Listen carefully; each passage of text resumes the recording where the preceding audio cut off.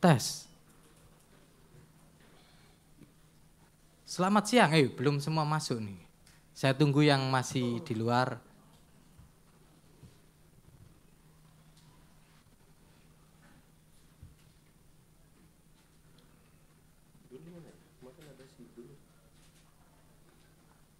Oh beda Pak. Dulunya pelatih di Ultras. Nanti saya kirim fotonya Pak. Ada fotografernya. Jimbot, apa lukir jimbot yang di depan ini? Iya, media officer. Ya. Sudah.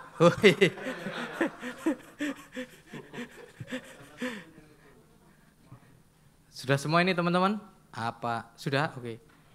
Selamat siang. Assalamualaikum warahmatullahi wabarakatuh. Salam sejahtera buat kita semua. Selamat datang buat teman-teman jurnalis yang saya cintai dan saya hormati.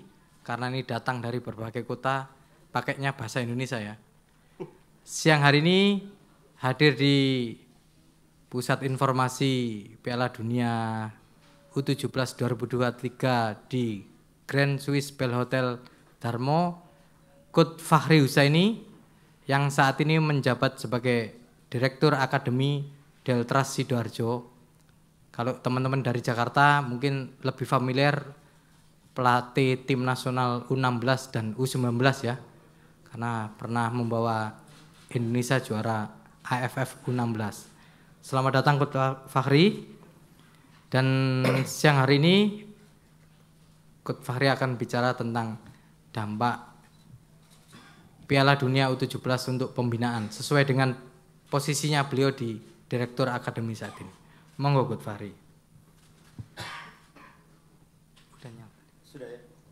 Oke. Baik, Assalamualaikum warahmatullahi wabarakatuh. Selamat siang, salam sejahtera bagi kita semua. Yang saya hormati Miftah, teman-teman wartawan yang berbahagia. Pertama mohon maaf waktunya molor setengah jam ya, karena saya tadi ada rapat mendadak dengan CEO-nya Deltras. Direktur Akademi Deltras itu ternyata tidak lebih ringan tugasnya dibandingkan dengan Direktur Teknik PSSI ya, Miftah ya. Oke, saya perlu sampaikan bahwa sebenarnya saya bukan memberikan paparan. Saya datang ke sini siap menerima semua pertanyaan ya. Pertanyaan. Tapi sebelum pertanyaan dari teman-teman media, ya sedikitlah untuk pembuka bahwa kita masyarakat sepak bola Indonesia wajib bersyukur ketika Pak Erick Thohir dengan segala kelebihannya mampu melobi FIFA, meyakinkan FIFA bahwa Indonesia siap untuk menjadi tuan rumah Piala Dunia U17 setelah kita gagal menjadi tuan rumah Piala Dunia U20 ya kemarin. Yeah. Tentu ini kita harus berikan apresiasi karena saya yakin bahwa tanpa pendekatan yang khusus ya dalam tanda petik tidak gampang untuk menjadi tuan rumah Piala Dunia itu, meskipun itu hanya untuk U17. Nah sekarang sudah berjalan, bahkan timnas U17 kita sudah bertanding 2 kali, sama-sama kita tahu hasilnya 2 kali, kita draw 2 kali, poin 2, memasukkan 2, kemasukan 2, tentu ini sebuah penampilan yang patut diapresiasi ketika begitu banyak kritik yang ditujukan oleh semua pencinta sepak bola, bahkan mungkin teman-teman media juga ada yang mengkritik soal Bima ya dalam menyiapkan timnya. Tapi apapun Bima sudah memberikan sampai sejauh ini penampilan timnas kita, terutama dalam bertahan ya, saya melihat cukup baik. Kita kemasukan 2 gol dari tim yang pertama juga dari tim yang cukup berkelas ya, Ekuador. Kemudian kemarin kita bisa menahan Panama juga 1-1. Tentu perjuangan pemain-pemain masa depan kita ini perlu kita berikan apresiasi, kita berikan semangat. Semoga mereka bisa tumbuh, berkembang, sehingga apabila nanti tiba pada waktunya mereka bisa berkontribusi positif untuk sepak bola Indonesia. Mungkin itu sebagai pembuka ya. Siap, karena Coach Fahri yang meminta untuk ditanya ya. Jadi alangkah jauh lebih baiknya saya lempar kesempatan buat teman-teman untuk bertanya ke Coach Fahri. Monggo teman-teman. Dul, sorry. Apa kabar Dul? Lama gak ketemu ya. Monggo teman-teman, kalau ada yang bertanya, jangan jimbot dulu, masa media officernya Deltras tanya ke direktur akademi kan nggak enak. Wahyu nanti aja, Jimbon nanti aja. Iya. Monggo Mas, itu ada dari Siwalan Panji aja. mbaknya yang kerudung orange. Dari Palestina Mbak, sebut nama dan medianya Mbak. Oke, terima kasih atas kesempatannya. Saya Hana dari Tempo. Coach mau tanya, ini kan udah 2 kali cetak gol nih. Gimana Coach melihat peluangnya Timnas U17 untuk pertandingan selanjutnya? Lalu bagaimana harusnya Timnas U17 khususnya Coach Bima Sakti untuk mempersiapkan agar pertandingan selanjutnya? Terima kasih. Oke, baik. Penampilan kemarin lawan Panama menurut saya jauh lebih impresif ya dibandingkan ketika kita laga pertama lawan Ekuador. Lawan Ekuador kita berada dalam dominasi Ekuador. Dari ball possession kita kalah jauh, kemudian jumlah passing juga kalah jauh, quantity, kualitasnya juga kita kalah jauh. Jadi dari 300 sekian passing itu kalau saya tidak salah di statistik yang saya baca di salah satu media, kita hanya berhasil passing itu 67%. Tentu ini cukup rendah. Kemarin lawan Panama, terutama di babak kedua ya, ketika kita sudah tertinggal di babak pertama, Bima memberikan arahan agar kita keluar menyerang, dan ini jauh lebih menarik pertandingan itu ditonton ketika kedua tim tampil dengan semangat yang sama untuk menang. Tentu setelah ketinggalan 1-0, satu-satunya cara untuk bisa meraih poin adalah keluar menyerang, dan itu dilakukan oleh Coach Bima, sebuah proses gol yang cukup baik, heading Kakak ya, itu dapat di bola crossing dapat dieksekusi dengan cukup baik oleh Kakak. Nah ini main 2 kali, kemudian kita kemasukan 2, tapi kita juga bisa memasukkan 2 gol yang kita ciptakan, dua-duanya dari open play, dari crossing, ya. Dari gol pertama itu dari cutback, kemudian gol kedua dari early cross. Tapi jangan lupa juga bahwa kita kemasukan 2 gol juga. Ya. Nah tentu Coach Bima sudah melakukan evaluasi, sudah melakukan perbaikan. Namun yang harus menjadi perhatian adalah seberapa bagus Coach Bima dan tim pelatih untuk merecovery pemain-pemainnya, karena bermain dengan tempo tinggi. 3 hari sekali mereka bermain dengan tempo tinggi, tentu ini sangat menguras tenaga. Nah pertanyaannya, apa yang harus dilakukan ketika mereka di pertandingan terakhir mereka akan bermain dengan Maroko? Mungkin grup di Surabaya ini cukup menarik ya. Karena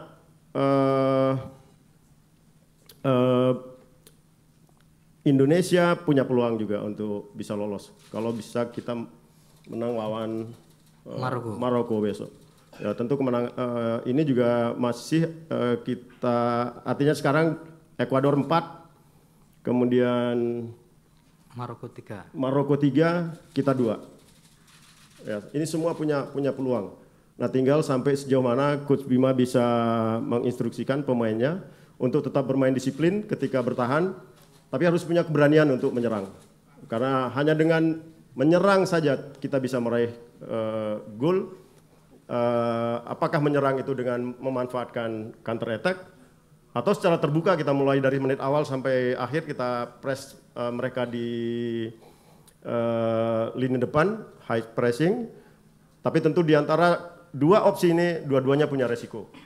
Nah ini saya tidak ingin terlalu jauh masuk ke dalam taktik apa yang dilakukan oleh Coach Bima, tapi tentu kalau main hanya dengan bertahan saja, tidak punya keberanian untuk menyerang, rasanya sulit kita akan meraih poin besok. Karena yang kita butuhkan itu bukan poin 1 lagi.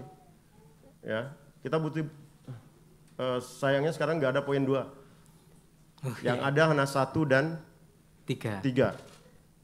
Ya, 1 besok rasanya sulit kita bisa lanjut ke babak berikutnya ya. Jadi yang paling realistis kalau pengen lolos ke babak berikutnya kita harus menang di pertandingan besok melawan Maroko. Mungkin itu ya. Ada yang lainnya? Hai. Mas, ini teman dari CNN.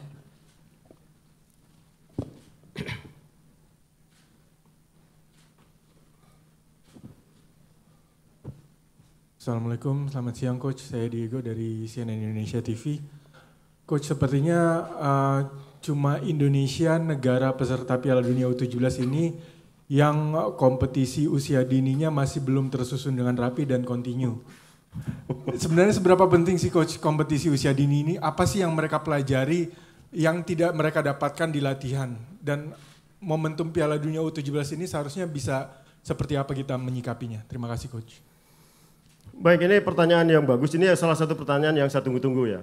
Artinya saya ingin juga, sebenarnya sudah beberapa kali saya di pertemuan di podcast, saya bicara soal betapa pentingnya youth development, betapa pentingnya kompetisi sepak bola usia dini yang terintegrasi, yang dikelola dengan baik, yang berkelanjutan. Pertanyaannya sebenarnya sederhana, mungkin bisa ditanyakan ke Coach Bima. Sumber pemain yang kita dapatkan yang dimiliki oleh Coach Bima ini berasal dari mana saja? Ya, kalau kita punya EPA, berapa banyak sumber pemain yang ada di timnas U17 sekarang ini berasal dari EPA, Elite Pro Academy, yang katanya elit dan profesional. Ya, berapa banyak? Kemudian dari mana lagi? Ada dari Suratin yang sekarang kita sedang jalan juga di Jawa Timur, kami sedang Deltra sedang mengikuti juga U17 itu. Berapa banyak pemain-pemain dari Suratin? Di luar itu ada nggak sumber-sumber pemain lagi? Kompetisi, tidak ada jalan lain bagi sebuah negara, bagi federasi untuk memberikan ruang bagi pemain-pemain berbakat, pemain-pemain potensial ya, yang berasal dari Aceh sampai Papua selain kompetisi. Ada nggak pertanyaannya kompetisinya? Ada kompetisi itu. Suratin ada, EPA ada. Tapi pertanyaannya sekarang kualitas kompetisi kita seperti apa sekarang ini? Kualitas kompetisi Suratin kita seperti apa? Kualitas EPA kita seperti apa? Kemudian pemain-pemain terbaik yang ada di Suratin, di EPA itu dikemanakan itu? Apakah ada sekarang ini pemain-pemain tempat untuk menampung pemain-pemain potensial yang terlihat di Suratin, di EPA. Kita pernah punya diklat yang melahirkan begitu banyak pemain-pemain hebat. Ya, diklat Ragunan, diklat Salatiga, diklat Ujung Pandang, diklat Medan, diklat Palembang. Banyak sekali sumber-sumber pemain di situ. Nah, sekarang pertanyaan saya, pemain-pemain yang ada sekarang ini dikumpulkan di mana? Di diklat-diklat kah, atau di PPLP kah, atau di PPOP, atau di Ragunan? Saya nggak tahu, Ragunan itu masih berfungsi nggak sebagai tempat kawah candra di mukanya pemain-pemain sepak bola hebat di Indonesia? Ragunan sudah melahirkan begitu banyak pemain-pemain potensial di situ. Nah, sekarang apakah Ragunan masih seperti Ragunan yang dulu? Diklat Salatiga masih seperti diklat Salatiga yang dulu? Nah, nanti mungkin boleh teman-teman lah melakukan riset kembali itu. Nah, saya sekarang sedang ikut APRO ya. APRO salah satu tugas saya tesis, tapi bukan mau jadi dokter lah di APRO itu. Ya, saya mengatakannya saya mau jadi pelatih bukan mau jadi dokter itu. Jadi kalau mau buat tesis, buat makalah lah ya. Tapi saya melakukan riset, saya melakukan wawancara dengan semua pelatih juara-juara EPA tahun lalu. Ya, saya wawancara Coach Hartono, saya wawancara Coach Asep dari Persib, saya wawancara Coach Heriansah, Dewa United. U14 juara, U16 Persib, U18 itu juaranya Bayangkara. Saya tanyakan ke Coach Hartono, setelah Bayangkara itu juara, pemain-pemain Bayangkara U18 itu sekarang kemana? Bubar lagi. Bubarnya itu ya karena mereka melakukan seleksi kan itu, melakukan seleksi. Nah, apakah dengan cara-cara seperti ini kita akan membangun sepak bola usia muda kita ke depannya? Apakah dengan cara-cara seleksi kilat kemarin, termasuk juga seleksi yang dilakukan oleh Coach Bima dan teman-teman ya, ketika seleksi di 12 berapa kota? 12 kota. 12 kota. Ya, 12 kota. Pertanyaannya pertanyaan selanjutnya dari yang ada sekarang ini, ada berapa pemain yang didapatkan dari seleksi 12 kota kemarin itu? Dengan standar yang begitu tinggi itu. Nah, ini yang perlu menjadi perhatian dari PSSI. Mumpung ini sekarang Piala Dunia U17 ada di Indonesia, ini jangan hanya untuk menjadi tempat hiburan semata, hanya untuk menjadi bangga-banggaan saja. Harusnya ini banyak hal yang bisa diambil, banyak hal yang bisa dilakukan, terutama oleh PSSI, tanpa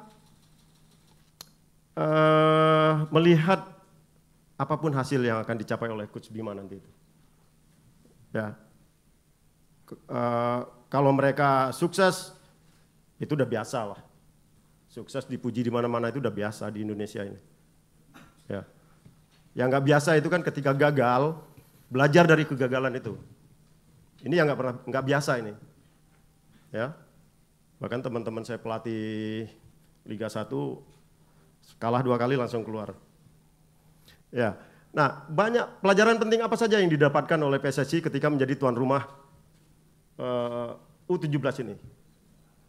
Banyak sekali. Saya saja sebagai pelatih, saya masih belajar, masih memonitor tren sepak bola usia muda di seluruh belahan bumi sekarang ini. Dari semua benua hadir di Indonesia ini. Ya. Mau lihat sepak bola mana? Mau lihat sepak bola Mali, mau lihat sepak bola Asia, Eropa, semua bisa. Nah, kita tinggal mengukur nanti level sepak bola kita itu ada di mana. Kalau hasil 1-1 kemarin, oke, itu hasil yang bagus. Tapi kalau untuk mengukur level bahwa kita sudah sama dengan Ekuador, salah besar itu. Ya, kalau hasil ya 1-1. Tapi ketika kita baca statistik, nah ini yang jangan sampai kita tertipu sama hasil saja. Ya, oh hasil 1-1 bagus, main. Enggak, statistik itu menjelaskan bagaimana penampilan kita. Ya, lawan Ekuador kita terlalu banyak masih kehilangan bola di area sendiri. Ya, kita juga belum mampu secara optimal untuk merebut bola di area lawan.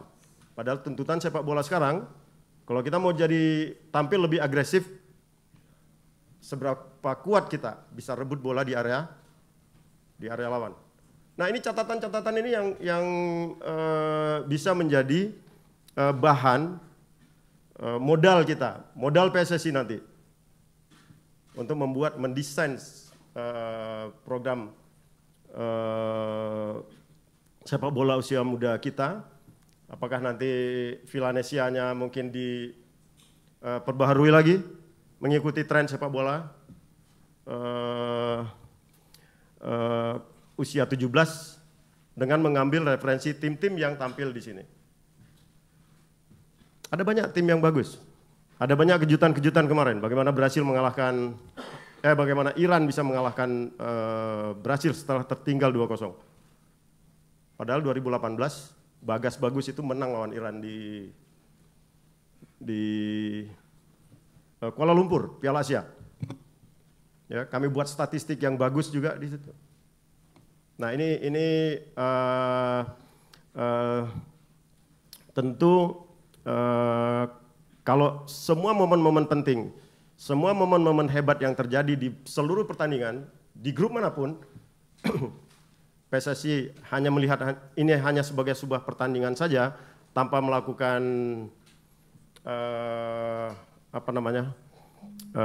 ya mungkin semacam riset, semacam kelompok diskusi. Saya kira kita tidak akan dapat apa-apa.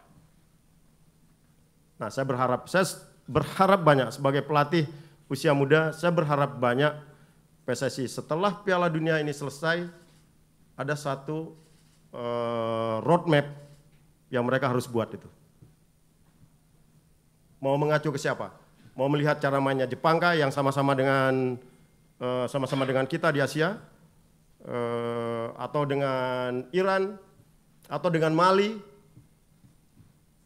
Tinggal pilih saja. Ya. Ini yang saya bersama teman-teman pelatih usia muda berharap setelah ini akan ada satu rencana strategis, roadmap yang diturunkan oleh PSSI kepada Asprop, Askap, dan ke peringkat yang terbawah pelatih-pelatih yang berada di daerah, terutama pelatih-pelatih usia muda itu. Oke. Masih ada waktu yang cukup panjang, Bang? Saya jam 3.15 latihan lagi anak-anak di Jenggolo. Oh ya, masih ada pertanyaan lagi kalau begitu. Boleh, ini apa? belum jam 2 soalnya. Boleh. Nih. Siap. Ini Mas, di depan ini Mas. Prancis.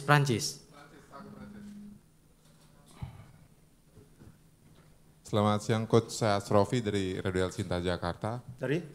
Radio El Sinta Jakarta. El Sinta? Iya. Oke. Coach, apa bedanya pemain kita dengan pemain yang di semua peserta Piala Dunia? Kalau melihat presentasi Coach tadi, karena ada proses yang panjang dan berbeda dengan yang ada di kita. Ya. Yang kedua adalah ada pemain abroad kita, Timnas Indonesia, yang notabene memang dibesarkan dan mengikuti pelatihan sepak bola di luar negeri. Sejauh mana itu bisa membantu teman-teman yang lain. Terus yang ketiga adalah ini soal di luar sepak bola tapi respon di luar, karena ada keterbelahan yang kita lihat di tengah masyarakat. Coach pasti tahulah soal apa ya. Jadi seharusnya isu yang seperti itu diselesaikan dengan cara apa? Agar masyarakat itu satu suara mendukung bersama, karena tujuannya kan satu, agar Indonesia bisa lebih sukses nanti di Piala Dunia, terlebih kita akan punya visi untuk bisa masuk ke level dunia. Terima kasih Coach. Yang ketiga tadi soal MK. Kan sekarang yang terbelah itu soal putusannya Mahkamah Konstitusi. Yang mana yang kamu jelaskan aja. Oke.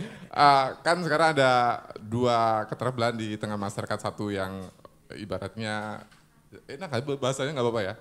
Soal lokal dan non lokal ibaratnya gitu. Oke. Ya. Ya ini baru jelas itu. Karena kalau bicara karena bahasanya kok takut menyakiti orang. Enggak apa. Karena ini kan yang ditunggu-tunggu teman-teman. Kalau saya komentar soal naturalisasi, soal lokal pride. Ya enggak? Ya ini sebenarnya perlu diskusi yang panjang lagi soal ini. Oke. Yang pertama perbedaan pemain kita dengan pemain-pemain dari luar. Ya, ketika pertandingan itu berlangsung, kelihatan mana tim nasional yang dibentuk pemain-pemainnya berasal dari kompetisi yang berkualitas. Kita bisa lihat bagaimana pemain-pemain dari Jepang, ya, ketika mereka ditekan, pemain-pemain dari Spanyol, ketika mereka berada dalam tekanan, mereka masih tetap bisa tenang, bisa percaya diri, bisa keluar dari kesulitan itu. Dengan semua keterampilan sepak bolanya, dengan semua keterampilan teknik skill sepak bolanya. Pemahaman taktiknya itu sudah benar-benar paham. Ya. Nah, sementara ada beberapa situasi pemain-pemain kita terlalu mudah kehilangan bola. Ya, terlalu mudah kehilangan bola, kemudian dan kehilangan bola itu tidak semata-mata hilang karena pemain yang punya bola salah pas. Tapi kadang-kadang banyak sekali momen ketika temannya punya bola, pemain yang lain tidak berada di posisi yang ideal. Akhirnya apa? Kick the ball away kalau kata apa? Yang penting tendang bola sembarang saja. Nah ini tentu kalau kompetisi kita bagus, berkualitas, kesalahan-kesalahan mendasar ini nggak akan terulang lagi. Kemudian kesalahan taktik, ya bagaimana posisi ketika kita bertahan, jumlah orang dengan jumlah lawan, jumlah kita dengan jumlah lawan itu sama.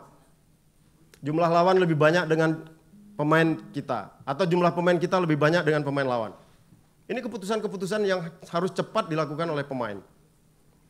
Ya, saya melihat, saya kemarin nonton beberapa tim ini ya, ada yang ulangan itu.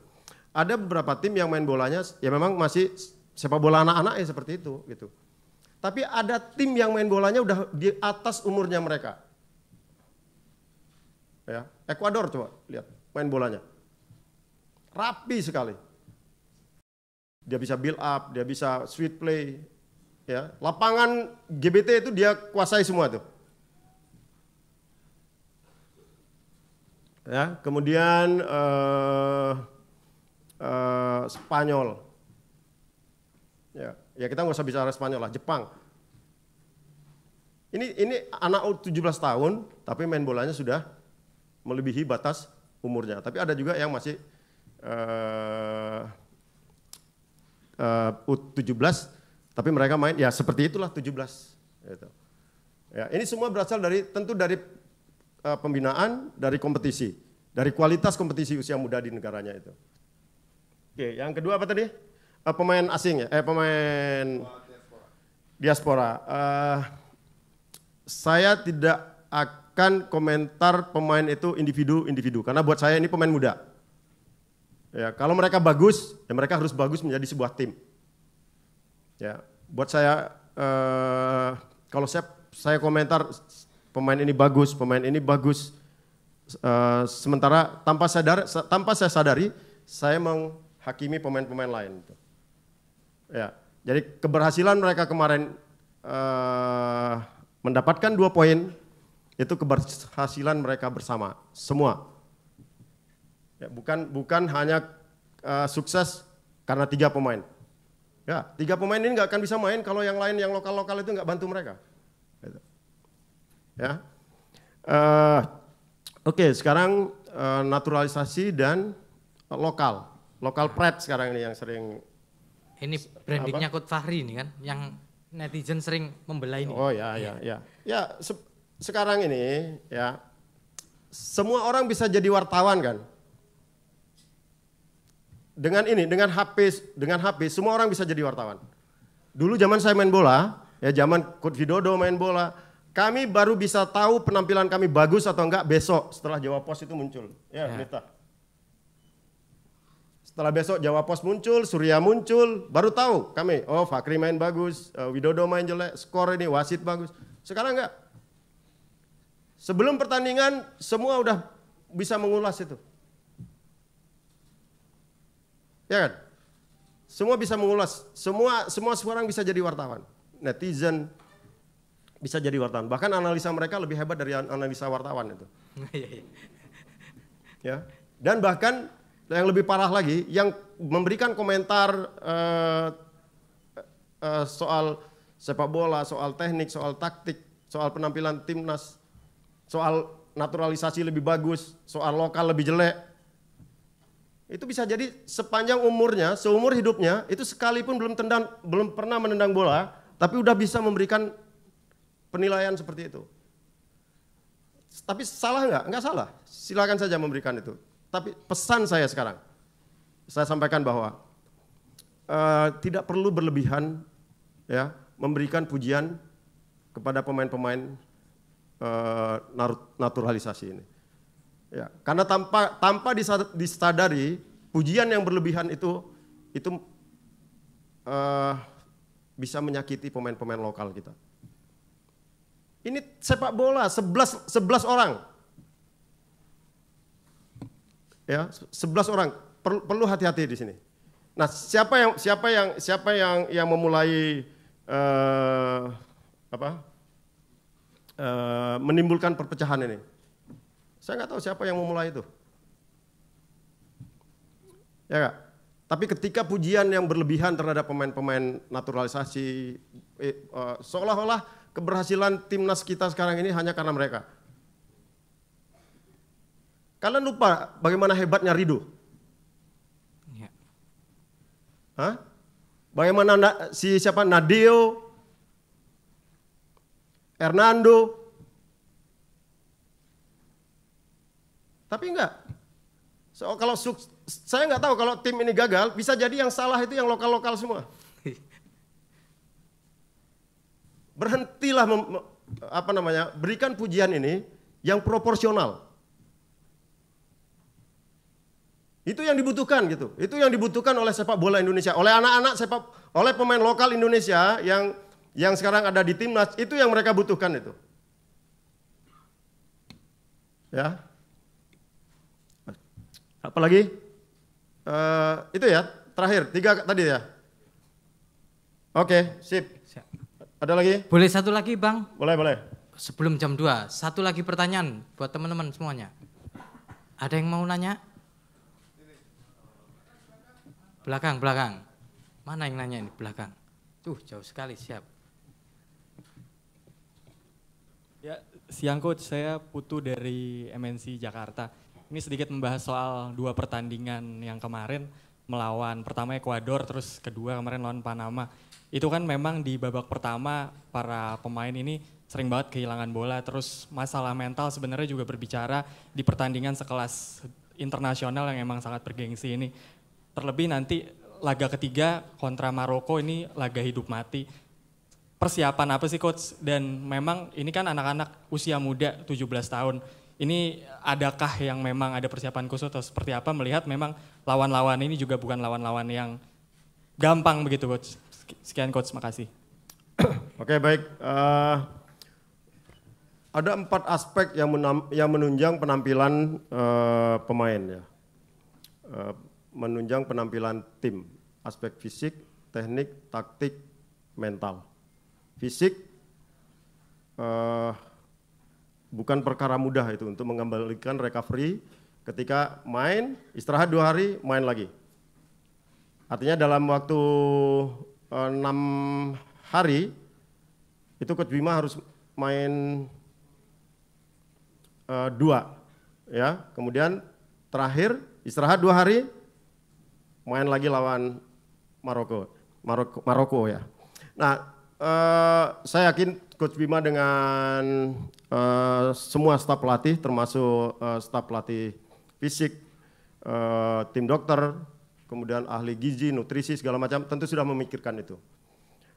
Kemudian aspek teknik soal berapa banyak skill ya, teknik dan skill. Terlalu banyak kita kehilangan bola di area sendiri terutama kemarin ketika lawan Ekuador. Kemudian jumlah pas dan persentase salah juga cukup tinggi ya. Artinya kalau yang suksesnya hanya 68, berarti ada 32 kali 300, 32% dari 300 itu kita salah semua. Ya, ya untuk memperbaiki aspek ini tentu tidak mudah, nggak mungkin 2 hari bisa berubah yang tadinya salah-salah terus, kemudian besok bisa bagus sedemikian rupa karena mereka sudah belajar itu dari awal. Paling tidak Coach Bima tentu punya analisa, punya cara, punya strategi agar kesalahan-kesalahan yang diulang, terutama pada saat lawan Ekuador ya, lawan Panama mereka babak kedua, saya suka lihat mereka main, mereka berani keluar menyerang, bahkan kalau peluang terakhir syuting siapa yang crossing dari Kakak. Dari Kakak. Ya, itu peluang emas itu. Kalau itu jadi gol, kemarin kita bisa menang. Kemudian aspek yang ketiga taktik. Nah ini lawan Maroko kita perlu menang, ya. Bima mau main dengan cara apa? Apakah mau bertahan di dalam, tunggu mereka menyerang, kemudian dengan kalau bisa rebut bola melakukan transisi positif dengan cepat? Atau dari menit awal kita lakukan pressing sama dia. Ya tentu kedua pilihan ini sama-sama ada plus minusnya. Tinggal Bima mengukur seberapa kuat, seberapa cepat recovery pemain-pemain timnas U17 sekarang ini bisa bugar kembali setelah 2 hari istirahat itu. Kemudian yang justru menurut saya yang paling penting itu adalah aspek mental ya. Ini yang saya bilang tadi, Bima sempat mengeluh juga di beberapa pernyataan yang beredar di medsos bahwa pemain-pemainnya juga begitu banyak mendapat hujatan kemarin ketika hasil draw pertama itu ya. Ya. Ya. Justru yang paling berat tugas Coach Bima sekarang ini adalah bagaimana cara Coach Bima bisa mengembalikan kepercayaan diri pemain. Bagaimana pemain-pemain U17 ini bisa mengabaikan semua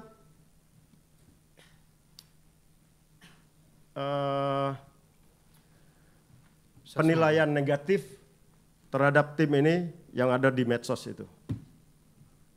Ini nggak mudah. Saya pernah mengalami itu. Ketika saya pegang timnas U16, saya pegang timnas U19. Yang paling berat itu adalah pada saat pemain yang sudah berjuang sedemikian rupa tapi masih tidak mendapatkan penghargaan yang layak. Mereka masih 17 tahun. Mereka masih 17 tahun, harapan kita terlalu tinggi. Ya sah-sah saja harapan kita terlalu tinggi, tapi jangan bebani mereka dengan beban yang mereka tidak sanggup untuk memikul itu. Ya, mereka sekarang syukur alhamdulillah mereka dapat poin 1, paling tidak ini bisa membantu mereka untuk mengembalikan kepercayaan diri ketika pada pertandingan lawan Ekuador mereka mendapat begitu banyak kritikan ya. Ya tentu anak U17 cara merespon sebuah kritik itu tidak sama dengan U20, apalagi yang senior. Ya, ini yang saya khawatirkan justru adalah ketika pemain-pemain ini masih belum bisa move on dari kritikan netizen. Ya, kemudian penilaian-penilaian lain yang tidak memberikan apresiasi terhadap perjuangan mereka. Tapi saya lihat ketika mereka mendapatkan 1 poin lagi kemarin, sudah mulai banyak yang memberikan pujian. Ini yang kita harus dukungan-dukungan seperti ini yang dibutuhkan oleh pemain-pemain usia muda itu. Itu yang saya bilang tadi, tanpa peduli apapun hasil timnas kita, setelah penyisihan grup ini, mereka lolos atau tidak, mereka layak mendapatkan apresiasi itu. Apalagi dengan capaian sekarang ini. Ya, belum pernah kalah, mereka bisa bikin 2 gol, meskipun kemasukan 2 gol. Mereka juga bisa tampil jauh lebih baik di pertandingan kedua. Nah, kita berharap di pertandingan ketiga, pertandingan yang menentukan lawan Maroko, mereka bisa tampil lebih baik lagi. Dan Maroko bukan tim yang tidak bisa dikalahkan. Mereka ada beberapa kelemahan juga. Kemarin ketika Panama juga sebenarnya punya beberapa peluang juga waktu lawan Maroko itu. Nah, jadi saya berharap timnas U17 tidak perlu kecil hati, ya, tetap semangat, fokus, berikan yang terbaik untuk bangsa dan negara. Mungkin itu. Terima kasih Coach Fahri atas waktunya. Masih ada yang nanya, Coach? Boleh nggak Pak? Boleh, satu lagi. Ini jauh-jauh dari... Bentar. Jauh-jauh dari Malang ini. Boleh. Kasihan tadi naik Gojek dari Malang ke sini. Oke, Mari Mas. Saya Stanley dari Malang Posko Media. Coach, ini yang mau saya tanyakan kan, event Piala Dunia ini banyak talent scout yang melihat aksi dari pemain, juga pemain Indonesia, baik dari dalam negeri maupun luar negeri, baik yang datang langsung maupun mungkin melalui siaran televisi juga, Coach. Coach, mungkin ada pesan khusus nggak sih buat anak-anak yang masih belia ini supaya mereka nggak salah menentukan ketika ada tawaran datang ke mereka. Kan ada beberapa pemain yang memutuskan keluar tapi nggak lama mereka kembali lagi. Terima kasih Coach. Oke, ini pertanyaan bagus ya. Ketika Bagas, Brilian mendapatkan tawaran David enggak ya, waktu itu Bagas, Brilian.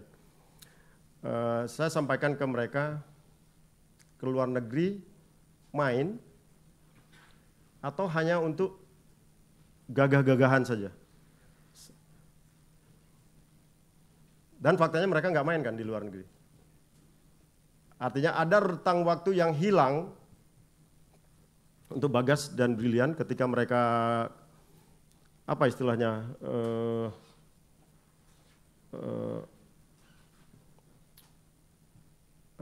pada saat mereka main di luar negeri hanya untuk trial ya. Tapi terdaftar juga di klub, hanya nggak pernah main. Saya sampaikan ke mereka, saya tunggu kapan kamu main, saya sampaikan ke Bagas waktu itu. Ya, tapi belum juga, dapat kesempatan main minim. Nah, kembali ke pertanyaan tadi, kalau ada pilihan itu, ya, pilihan ke luar negeri lah. Tapi ke luar negeri, betul-betul ke luar negeri, pilih klub yang betul-betul memberikan kesempatan dia untuk main. Kalau tidak, lebih bagus di Indonesia, main di Liga 2 atau Liga 1. Yang penting mereka punya kesempatan, punya peluang untuk bisa tampil secara reguler di kompetisi.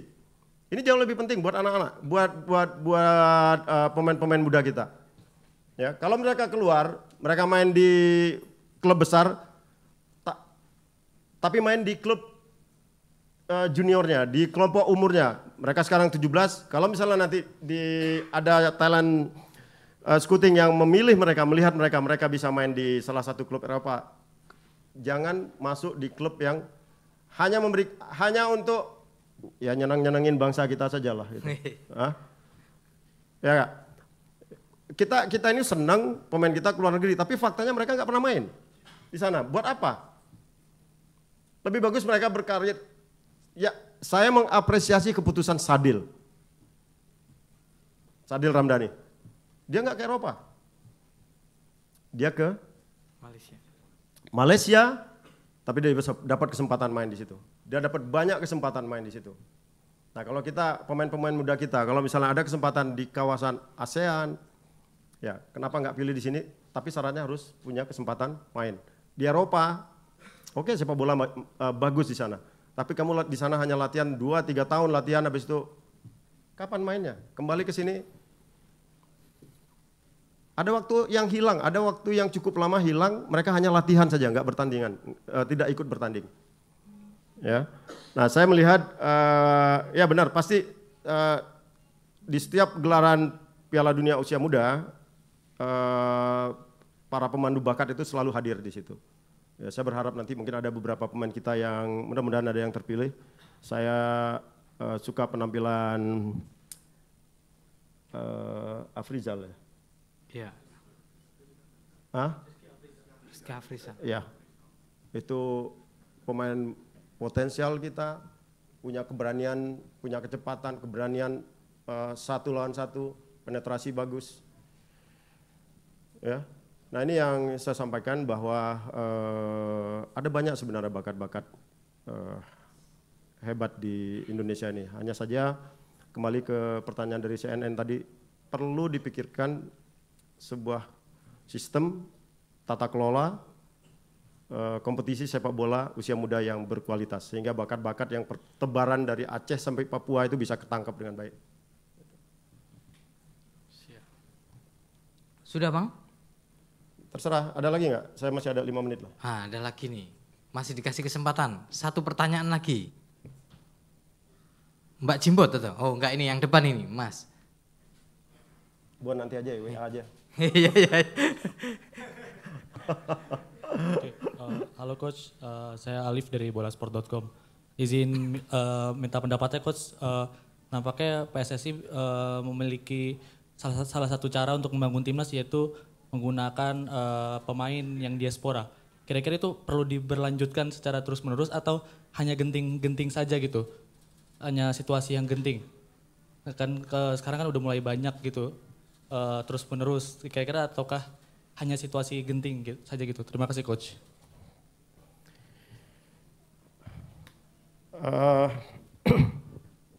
Itu salah satu opsi kan. Salah satu opsi kalau mau membangun sepak bola Indonesia menjadi lebih berprestasi, lebih baik. Tapi itu nggak akan ada artinya kalau pondasinya, kompetisinya tidak dikelola dengan baik. Sekarang pertanyaan saya, bisa nggak kita mendapatkan pemain-pemain lokal berkualitas kalau jumlah pemain asing sebanyak yang sekarang ini? Hah? Bisa nggak? Saya mau tanya.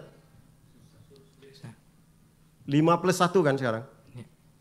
5+1 berarti pemain lokal kita hanya 5.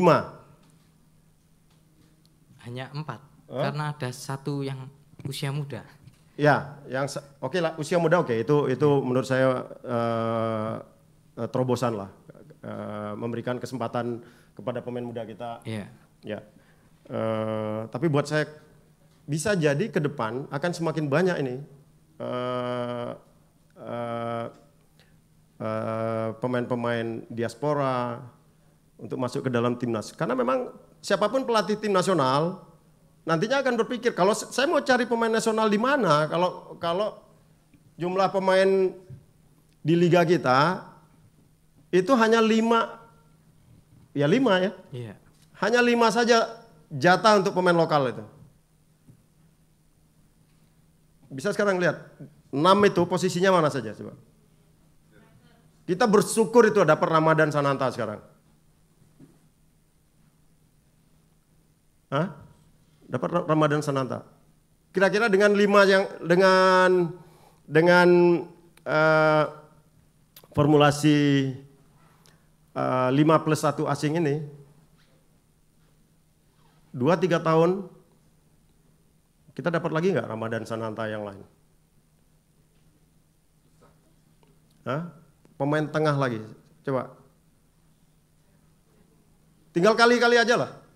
Berapa klub liga sekarang? 18 kali 5.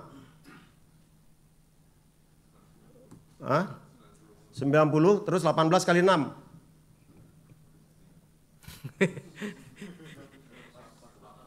108 kita berikan kesempatan 108 kepada pemain asing, sementara kita membangun sepak bola. Saya nggak tahu dasar pertimbangan apa lagi. Dan sekarang Liga 2 juga mesti pakai pemain asing lagi. Hah? Liga 2 pemain asing. Jadi keprihatinan kita untuk mendapatkan pemain-pemain lokal yang berkualitas tidak didukung dengan regulasi yang memberikan ruang kepada pemain-pemain lokal kita untuk tampil di kompetisi. Ya, Liga 1 ketika masih siapa?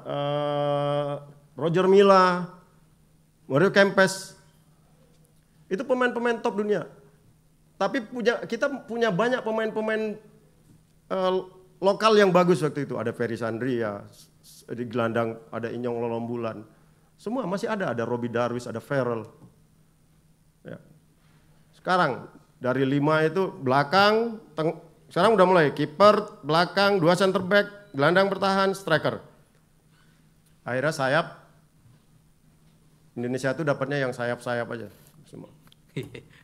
Hah? Chicken wing. Ya enggak? Nah, dengan cara ini kita membangun sepak bola kita ke depan itu. Ya pasti akan banyak lagi. Satu-satunya jalan nggak ada di sini ya cari keluar lah. Sah-sah saja, apalagi yang memang mereka punya darah Indonesia. Ya yang jangan lagi yang nggak punya darah Indonesia terus Nggak ada riwayat, nggak ada setetes pun darah Indonesia terus jadi, ya nggak? Itu ya. Nah, sama-sama lah kita lihat ya. Sama-sama kita lihat, mudah-mudahan kita bisa hidup lebih lama lagi. Ya, berapa banyak pemain lokal kita yang akan jadi pemain tim nasional kalau regulasi ini tetap seperti ini? Saya mau tanya. Nanti. Oke, cukup sekian kawan-kawan. Nanti kita bertemu di episode berikutnya karena Piala Dunia masih sangat panjang. Terima kasih untuk Coach Fahri atas waktunya. Terima kasih juga buat teman-teman semua. Selamat sore. Kenapa sore? Karena sore waktu yang menyenangkan untuk bermain sepak bola. Assalamualaikum warahmatullahi wabarakatuh. Waalaikumsalam warahmatullahi wabarakatuh. Terima kasih semua. Apa?